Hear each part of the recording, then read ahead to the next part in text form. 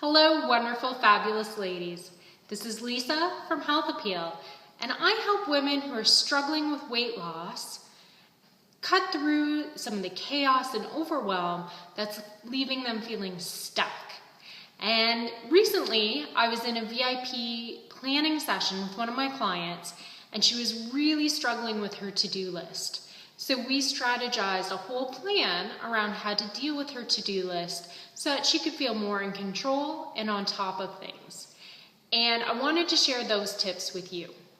So this client literally had pages and pages of to-do lists. She had a to-do list for things that needed to be done today, which had been ongoing for months. She had a to-do list for things that needed to be done last month. She had a to-do list for things that needed to be done last year. She had a to-do list for things that needed to be done this fall. I think she had about 5 different to-do lists. And some of the things on those to-do lists, she told me had been there for years. Years. Can you imagine how that would weigh on you? So this is what we did. The first thing we did was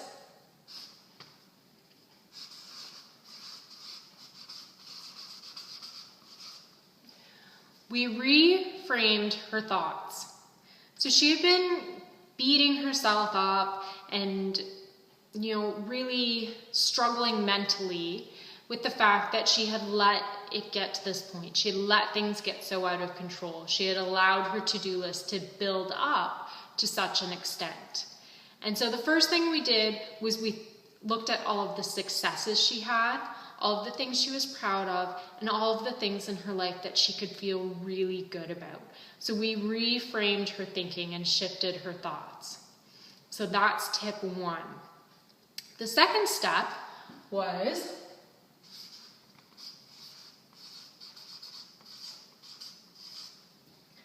we looked at her to-do list and we removed any items that were no longer pertinent, that didn't need to be there anymore.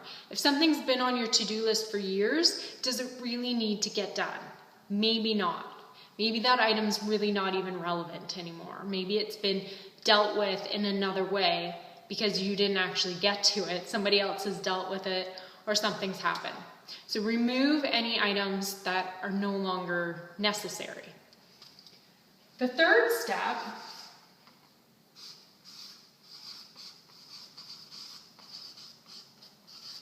is to delegate.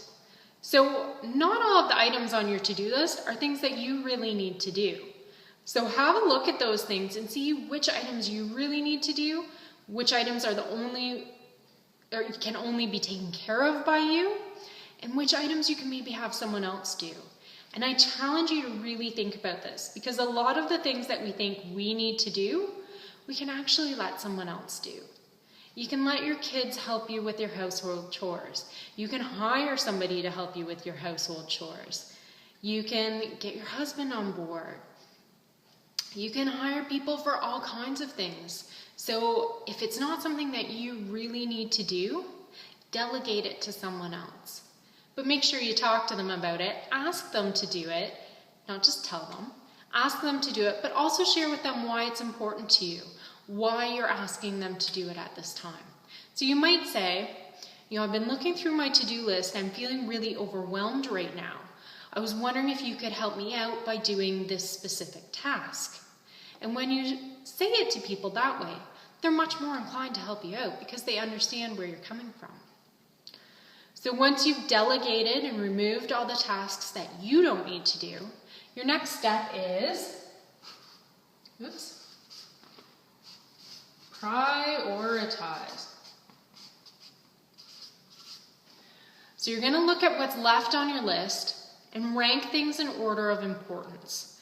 So what needs to be done right away, what can be done lower down on the list, and rank things. What's most important?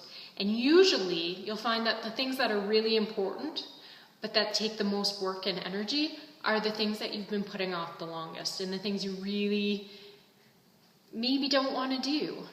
And so I recommend you put those things high on the list, because the sooner you get them done, the better. You'll start building momentum. It'll feel like a weight's lifted off your shoulders once those tasks get done. and you'll become much more efficient because you won't be creatively procrastinating anymore. So the fifth step, this is the final step, by the way. The fifth step is to schedule it. One of my favorite sayings is someday's not on the calendar. If you wait until someday I'll get around to doing it. Oh, someday I'll work on my to-do list. It's not going to happen. So once you've got your priorities in order, you can schedule those tasks in order of priority. You can put your first task in your first available slot for it, and the way you schedule things effectively is you think about how long each task is going to take you. So if you know you have to go look for a bill that needs to be paid, but you're not really sure where you put it, you may think, okay, it might take 20 minutes for me to look for that bill.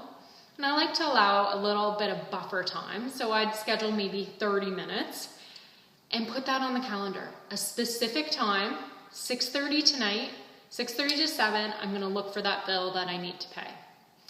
And then you might think ahead to developing a system so you don't need to look for lost things, but that's something you can schedule in and prioritize later. So think about how long a task might take you and schedule a specific amount of time at a specific time on a specific day to work on that task. And then have some contingency plans as well, because sometimes things come up. Sometimes tasks take longer than we expect. So allow a little bit of buffer time, allow some flex time, some unscheduled time, and also make sure that you're scheduling time for you and scheduling some time just for fun. So don't overschedule yourself with tasks and to-dos and things that feel like work, because that's not fun. And we want to have fun too. So look at your calendar, schedule in your to-do items, and allow some flex time and some fun time in there too. So that's how you take care of a to-do list. You feel like you're getting back on track, taking control of the chaos, and really feeling organized and like you've got your life together. Implement these 5 steps and then send me an email and let me know how you feel. I look forward to hearing from you. Again, I'm Lisa from Health Appeal, sharing with you some mindset, strategies, and tips to help you finally end that struggle with weight loss.